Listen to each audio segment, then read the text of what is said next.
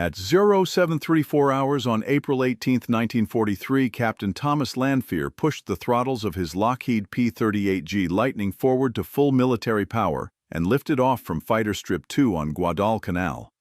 Behind him, 17 more P-38s took off in rapid succession, their twin Allison engines roaring as they climbed out over Iron Bottom Sound.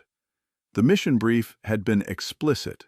Fly 435 miles at wave-top altitude to avoid Japanese radar.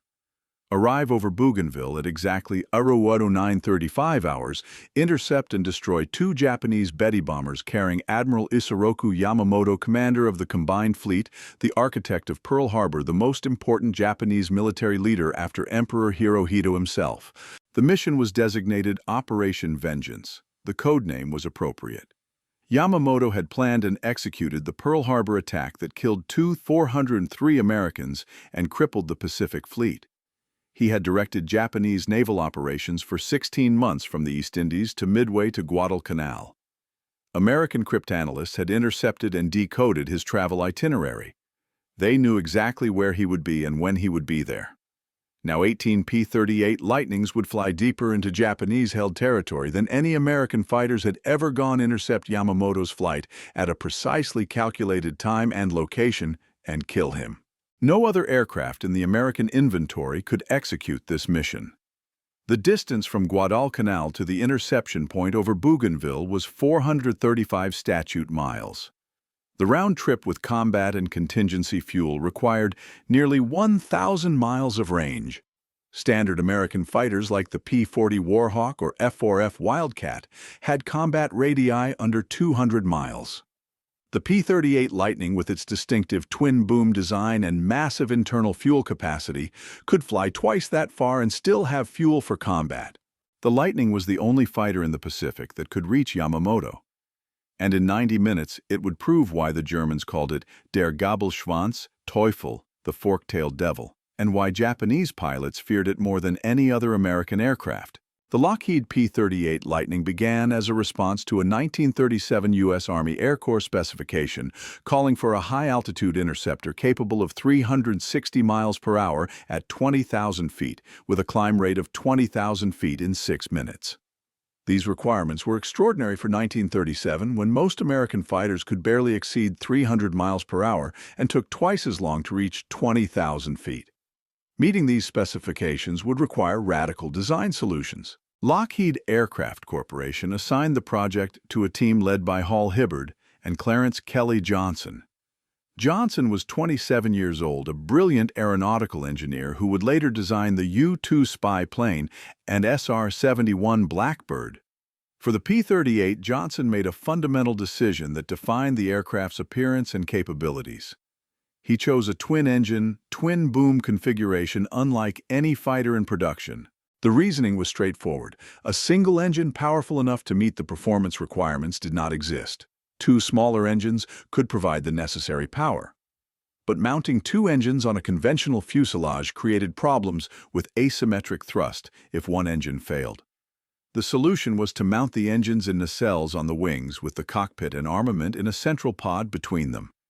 Twin booms extending rearward from the engine nacelles carried the tail surfaces. The configuration was unconventional, but it solved multiple problems simultaneously. The engines were positioned to minimize asymmetric thrust. The central pod provided an ideal location for nose-mounted armament with no need to synchronize guns to fire through the propeller arc.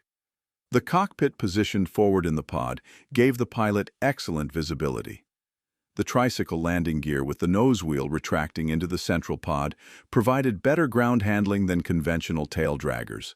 The prototype XP-38 first flew on January 27, 1939 at March Field in California.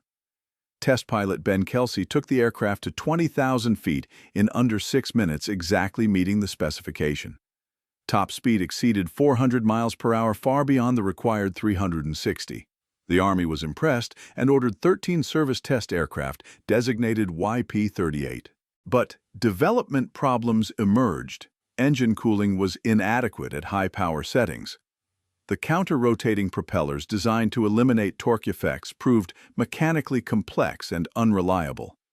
high-speed dives caused tail flutter that could tear the aircraft apart. The supercharger intercoolers mounted in the wing leading edges were vulnerable to battle damage. Kelly Johnson and his team addressed each problem systematically. Larger engine cooling intakes and improved ducting solved the overheating issues.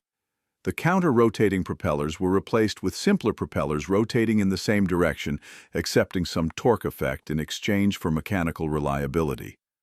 Dive recovery flaps under the wings provided additional lift during pullouts from high-speed dives, preventing tail flutter. Armor was added to protect the intercoolers and other critical systems. Production P-38s entered service in 1941. The P-38D, the first combat-capable variant, was delivered in August 1941. By December 1941, when the United States entered the war, approximately 100 P-38s were in service with Army Air Forces units. The production P-38 was powered by two Allison V1710 liquid-cooled V12 engines, each producing 1-225 horsepower in the P-38G variant used for Operation Vengeance. The engines drove three-blade propellers, the left engine's propeller rotating counterclockwise, the right engine's propeller rotating clockwise as viewed from the cockpit. This configuration eliminated the torque effects that plagued single-engine fighters but required pilots to manage two throttles, two mixture controls, two propeller pitch controls, and monitor two sets of engine instruments. The armament was concentrated in the nose, 4.50 caliber Browning M2 machine guns, and 120mm Hispano autocannon. All 5 weapons fired directly forward along the aircraft's center line with no convergence issues. The concentrated firepower could destroy most enemy aircraft with a brief burst. Total ammunition was 500 rounds per machine gun and 150 rounds for the cannon, giving approximately 15 seconds of continuous fire. Maximum speed was 400 miles per hour at 25,000 feet. Service ceiling was 39,000 feet. Rate of climb was 2,150 feet per minute. Range was the P-38's defining characteristic. Internal fuel capacity was 410 gallons in the early models, increased to 410 gallons in protected tanks in later variants. With two 165-gallon external drop tanks, total fuel capacity reached 740 gallons, giving a combat radius exceeding 500 miles. The twin-boom design created a distinctive silhouette that was unmistakable from any angle. German and Japanese intelligence officers trained their pilots to recognize the P-38's profile. German pilots reported that the twin-boomed American fighter was more dangerous than the single-engine types because it was faster, could outclimb them, and had better firepower. Japanese pilots reported similar assessments. The P-38 could not turn as tightly as a Zero in a low-speed dogfight, but it could dive away from any Japanese fighter and use its speed and climb rate to dictate the terms of engagement. The Lightning arrived in the Pacific Theater in 1942. The first P-38s reached Australia in April, just as the Doolittle raid struck Tokyo. By August, P-38 squadrons were operating from New Guinea and Guadalcanal, flying escort missions for bombers and conducting fighter sweeps over Japanese-held territory. Pilots transitioning to the P-38 from single-engine fighters needed extensive training. Managing two engines required constant attention. If one engine failed, the pilot had to immediately apply full rudder to counteract the asymmetric thrust, or the aircraft would roll inverted. Fuel management was complex, requiring pilots to balance fuel consumption between multiple tanks to maintain proper center of gravity. Engine operation was demanding, with specific procedures for takeoff, climb, cruise, and combat power settings. But pilots who mastered the Lightning loved it. The cockpit was spacious and comfortable compared to cramped single-engine fighters. The tricycle landing gear made takeoffs and landings easier. The twin engines provided redundancy. Losing one engine was survivable, unlike single-engine fighters where engine failure meant ditching or crash landing. The concentrated nose armament was devastating against both air and ground targets. By early 1943, the P-38 equipped several fighter groups in the Pacific. The 339th Fighter Squadron, part of the 347th Fighter Group, was based at Fighter Strip 2 on Guadalcanal. The squadron's mission was long-range escort and interception, protecting bombers attacking Japanese bases and intercepting Japanese aircraft threatening Allied positions. The 339th's pilots were experienced and capable. Major John Mitchell, the squadron commander, had flown combat missions since the unit arrived in the Pacific. Captain Thomas Lanphier was one of the squadron's most aggressive pilots, credited with multiple aerial victories. First Lieutenant Rex Barber was another experienced combat pilot with confirmed kills. These men and their colleagues had been flying combat missions for months, learning to exploit the P-38's strengths and manage its limitations. On April 14, 1943, Admiral Isoroku Yamamoto departed Rabaul on an inspection tour of Japanese bases in the Solomon Islands. Yamamoto was 58 years old, a career naval officer who had commanded the combined fleet since 1939.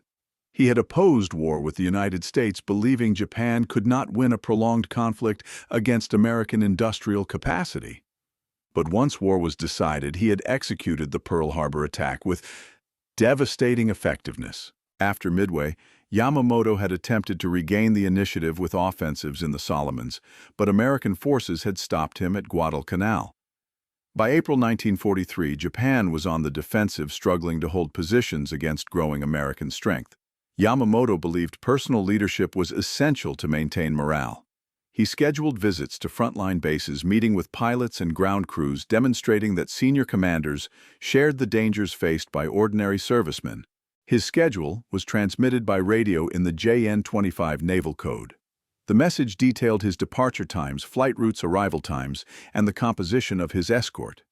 Japanese communications officers believed JN-25 was secure. It was not. American cryptanalysts at Station Hypo in Hawaii had broken JN-25 months earlier. They could read Japanese naval communications almost as quickly as the intended recipients. The intercepted message was decoded and forwarded to Admiral Chester Nimitz, Commander-in-Chief, Pacific Fleet. The message specified that Yamamoto would depart Rabaul at 600 on April 18, fly to Balale Airfield on Bougainville, arrive at 0945, then continue to Shortland Island and return to Rabaul the same day. The flight would consist of 2 Mitsubishi G4M Betty bombers carrying Yamamoto and his staff, escorted by 6 Mitsubishi A6M Zero fighters. Nimitz faced a decision. Yamamoto was the most important military target in the Pacific. Killing him would damage Japanese morale and possibly disrupt Japanese naval operations. But attempting the interception risked revealing that American cryptanalysts had broken Japanese codes. If the Japanese suspected their codes were compromised, they would change them, and the intelligence advantage would be lost. Nimitz consulted with Secretary of the Navy Frank Knox and Admiral Ernest King, Chief of Naval Operations. The decision was made at the highest level. The mission was approved. The risk to code security was judged acceptable given the importance of the target. The operation was authorized, and planning began immediately. The mission was assigned to the 339th Fighter Squadron because they flew P-38s and were based at Guadalcanal, the only Allied airfield within range of the interception point. Major John Mitchell was designated Mission Commander. His task was to intercept Yamamoto's flight over Bougainville at precisely 0935 hours, the time when the Japanese bombers would be descending to land at Balale. Mitchell studied the problem methodically. The distance from Guadalcanal to Bougainville was 435 miles. Flying at altitude would allow Japanese radar to detect the American fighters, giving Yamamoto's escort time to react. The mission required flying at minimum altitude under Japanese radar coverage for the entire outbound flight. Only in the final minutes before interception would the P-38s climb to intercept altitude. The flight would take 90 minutes at cruise speed. Navigation had to be precise. Arriving even 5 minutes late might mean missing Yamamoto entirely. Arriving early would alert the Japanese that something was wrong. The timing had to be exact.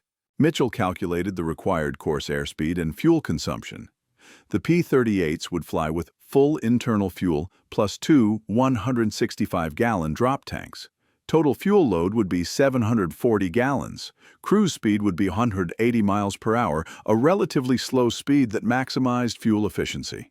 The flight would proceed on a course that kept the P-38s over water, avoiding Japanese observation posts on islands. At the interception point, Mitchell would divide his force. 16 aircraft would be divided into 2 elements. 4 P-38s would climb to intercept altitude and attack the bombers. 14 P-38s would provide top cover engaging the Zero escorts and preventing them from defending the bombers. The 4-aircraft attack element was designated the killer flight. The 14-aircraft cover element was the cover flight. Mitchell selected the pilots for the killer flight: Captain Thomas Lanphier, First Lieutenant Rex Barber, Second Lieutenant Besby Holmes, and Second Lieutenant Raymond Hine. These 4 would attack the bombers. Everyone else would keep the Zeros busy. The mission was briefed on April 17th. Pilots were told they were intercepting a high-ranking Japanese officer. Yamamoto's name was not mentioned initially, though some pilots guessed the target's identity from the extraordinary preparations. On the evening of April 17th, Mitchell gathered his pilots for final briefing. Maps were spread across tables. The route was marked in detail. Each waypoint was identified with precise coordinates. Expected times for each leg were calculated. Fuel consumption was reviewed. Radio procedures were established. The mission would maintain radio silence until contact with the enemy. Call signs were assigned. Mitchell's call sign was Rock. Lanphier's was Kingfisher. At 0725 hours on April 18th, pilots manned their aircraft at Fighter Strip 2. 18 P-38G Lightnings sat on the Coral runway engines, already warmed-up external tanks loaded with fuel. The pilots performed final checks: instruments, controls, armament. Ground crews pulled the wheel chocks. Mitchell gave the signal to start engines. 36. Allison Va 1710 engines roared to life. The distinctive sound of the P-38's twin engines echoed across the airfield.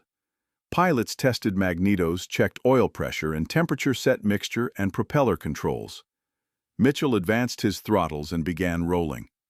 The other aircraft followed at 30-second intervals. By 0740, all 18 aircraft were airborne and forming up over Iron Bottom Sound. Mitchell checked his formation, counted aircraft, confirmed everyone was in position. He set course northwest toward Bougainville, dropped to 50 feet above the ocean, and accelerated to cruise speed. Behind him, 17 P-38s descended to wave-top altitude and spread into a long formation that stretched for half a mile. Flying at 50 feet above water for 90 minutes required intense concentration. A moment's inattention could put an aircraft into the ocean. Pilots scanned instruments continuously: airspeed, altitude, engine temperatures, fuel consumption. Every 10 minutes, they switched fuel tanks according to Mitchell's fuel management plan. The external drop tanks would be burned first, then internal wing tanks, saving fuselage tanks for the return flight.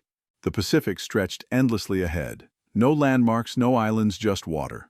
Navigation was dead reckoning, compass heading, airspeed time. Mitchell monitored his heading precisely. A 1-degree error sustained for 90 minutes would miss the target by 15 miles. At cruise speed, closing 15 miles would take several minutes. By then, Yamamoto's bombers would be on the ground, surrounded by anti-aircraft defenses and alerted to American presence. At 0850, after 70 minutes of flight, Second Lieutenant Raymond Hine reported his left engine was running rough and losing oil pressure. He could not maintain cruise speed. Hine dropped out of formation and turned back toward Guadalcanal, escorted by his wingman, Second Lieutenant Joe Moore. Mitchell now had 16 aircraft. The killer flight was reduced to 2 aircraft, Lanphier and Barber. At 0930, 5 minutes from the interception point, Mitchell began a gradual climb from wave-top altitude. The P-38s accelerated and climbed to 15,000 feet. Pilots jettisoned external drop tanks, switched to internal fuel, armed their weapons. Mitchell scanned the sky, searching for the Japanese formation. At 0934, 1 minute ahead of schedule, Lieutenant Doug Canning called out, "Bogies, 11 o'clock high." Mitchell looked left and up. 2 bombers, possibly 3 miles away, escorted by fighters above and behind them. The bombers were descending toward Balal, exactly where the intelligence report predicted they would be. Yamamoto was on time, on course, on schedule. Everything was perfect. Mitchell radioed, "All right, kill them." Lanphier and Barber broke left and dove toward the bombers, accelerating to attack speed. The remaining 14 P-38s continued climbing to engage the Zero escorts, now diving to defend the bombers. Thomas Lanphier selected the lead bomber and dove to attack. The bomber was Yamamoto's aircraft, a Mitsubishi G4M1 Betty, with Admiral Yamamoto, his chief of staff Matome Ugaki, and several staff officers aboard. The Betty's crew spotted the P-38s and began evasive maneuvers turning toward the jungle-covered coast of Bougainville. Lanfear dove after the bomber, closing rapidly. 3 Zero fighters broke from their formation and dove to intercept him. Lanfear had seconds before the Zeros reached firing position. He lined up the bomber in his gun sight, the distinctive twin-engine silhouette growing larger. At 300 yards, he opened fire. 4 50-caliber machine guns and 1 20mm cannon poured rounds into the bomber's right wing and engine. The bomber's right engine erupted in flames. The wing began shedding pieces. Lanfear held the trigger down, walking his fire across the fuselage. The bomber's tail section disintegrated. The aircraft rolled right and dove toward the jungle. Rex Barber, meanwhile, had engaged the second bomber. This aircraft carried Yamamoto's chief of staff and other officers. Barber attacked from behind and below, firing a long burst into the bomber's engines and fuselage. The bomber's left engine caught fire. The aircraft descended, trailing smoke, and attempted an emergency landing in the ocean near Moila Point. The bomber ditched successfully, but several occupants drowned or were killed in the impact. Lanfear's target, Yamamoto's bomber, crashed into the jungle on Bougainville, approximately 1 mile inland from the coast. The impact was catastrophic. The bomber disintegrated, scattering wreckage across several hundred yards of jungle. There were no survivors. Above the crash site, the air battle continued. The Zero escorts engaged the P-38 cover flight in a swirling dogfight that ranged across miles of sky. Zeros tried to reach the bombers but were intercepted by P-38s. The Americans had numbers and altitude advantage. The Zeros were aggressive and maneuverable but could not break through. Mitchell, watching the engagement from above, saw both bombers going down. He radioed, "All right, everybody, head home." The P-38s disengaged dove to low altitude and turned southeast toward Guadalcanal. The Zeros pursued briefly, but broke off when the P-38s reached maximum speed in descent. The Japanese fighters could not keep pace. One P-38 was lost during the engagement. First Lieutenant Raymond Hine, who had turned back earlier with engine trouble, had actually continued with his wingman, Joe Moore. Hine's aircraft was hit by Zero fire during the battle. He attempted to reach the coast but crashed into the ocean. He was never recovered. Moore returned safely, the only witness to Hine's loss. The returning P-38s landed at Guadalcanal at 1130 hours. All aircraft were low on fuel, several landing with less than 10 gallons remaining. Ground crews counted bullet holes and recorded damage. Intelligence officers debriefed the pilots immediately. Lanfear and Barber both claimed credit for shooting down Yamamoto's bomber. The conflicting claims would lead to decades of controversy. Lanfear insisted he had shot down the lead bomber carrying Yamamoto. Barber maintained he had shot down both bombers, including Yamamoto's aircraft. Eyewitness accounts from other pilots were inconclusive. The chaos of the engagement, the speed of events, and the difficulty of tracking multiple aircraft simultaneously meant no one except Lanfear and Barber had a clear view of what happened. The official record credited Lanfear with destroying Yamamoto's bomber. Lanfear received the Medal of Honor, later downgraded to the Navy Cross. Barber received the Navy Cross for destroying the second bomber. The controversy over who actually killed Yamamoto would continue for the rest of their lives and beyond. What is not controversial is that both bombers were destroyed, Yamamoto was killed, and the mission succeeded completely. Japanese forces on Bougainville recovered Yamamoto's body from the jungle crash site on April 19. He had been thrown from the aircraft and was found in his seat beneath a tree. He had suffered 2 wounds, one in his left shoulder and one in his jaw, both consistent with .50 caliber machine gun fire. Japanese doctors determined he died instantly, either from the gunshot wounds or the impact when the bomber hit the jungle. The Japanese government did not announce Yamamoto's death until May 21, more than a month after the interception. The delay was intended to prevent the Americans from realizing their codes had been compromised. Japanese officials attributed Yamamoto's death to death in combat without specifying how or where. Japanese newspapers published tributes. The emperor elevated Yamamoto posthumously to the rank of fleet admiral and awarded him the Grand Order of the Chrysanthemum.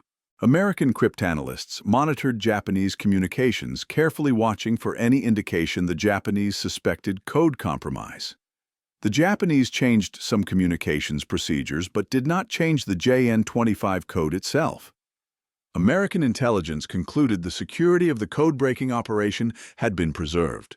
The strategic impact of Yamamoto's death is debated by historians. Some argue his loss significantly damaged Japanese morale and disrupted naval operations. Others contend his replacement, Admiral Mineichi Koga, was equally competent and the war's outcome was unchanged. What is certain is that Yamamoto's death deprived Japan of its most experienced and respected naval commander at a critical moment when Japan was transitioning from offense to defense.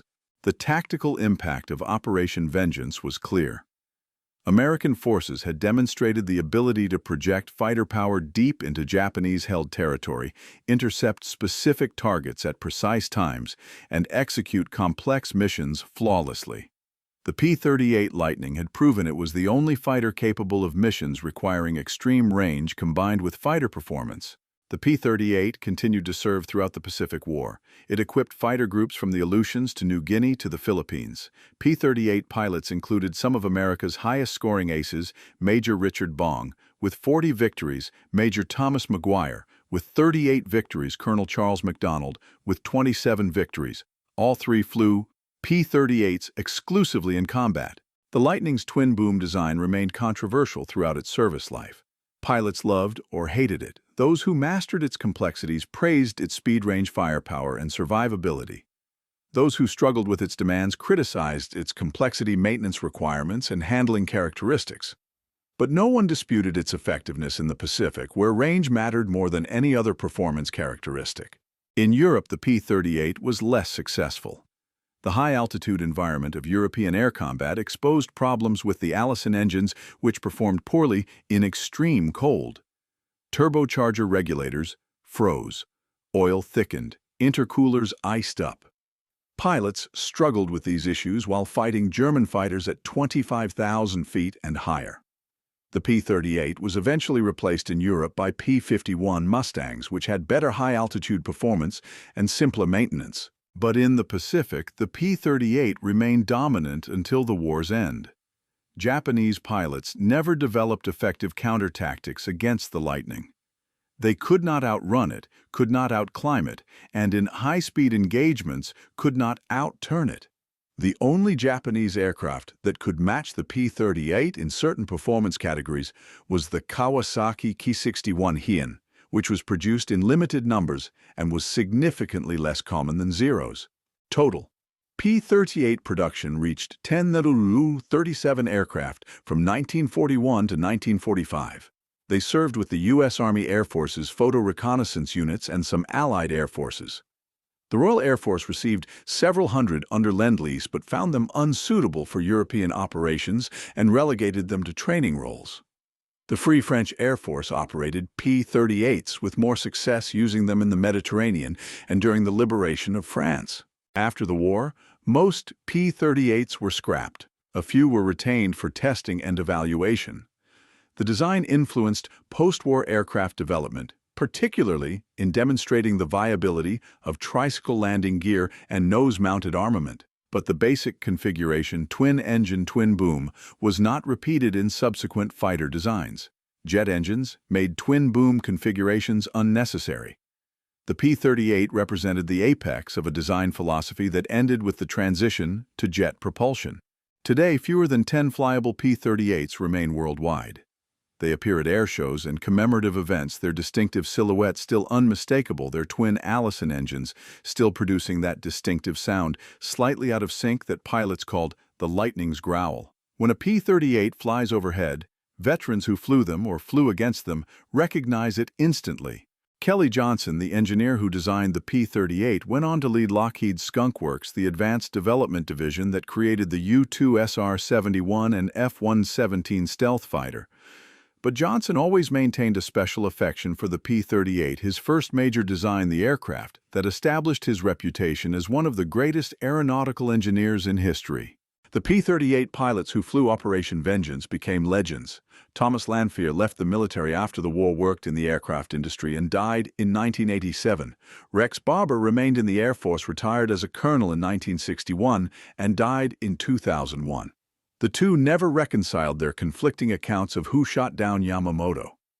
Both were honored for their service, both received the Navy Cross, and both deserved recognition for participating in one of the most successful fighter missions in military history.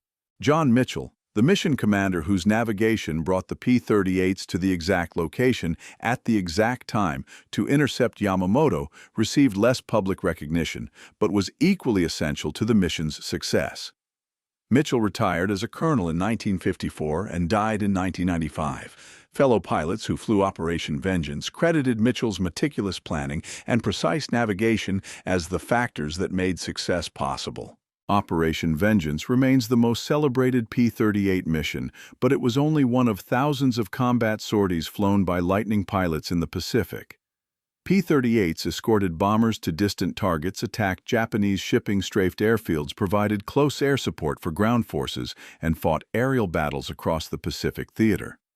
They performed every mission assigned to them, from New Guinea to the Philippines to Okinawa. The twin-boom design that made the P-38 distinctive also made it effective. The long range came from the large internal fuel capacity that the twin-boom configuration enabled. The heavy armament came from the nose-mounted weapons that the central pod design made possible. The survivability came from the redundancy of twin engines. Every design choice served a purpose. Form followed function. The result was an aircraft that looked unusual but worked exceptionally well in the role it was designed for.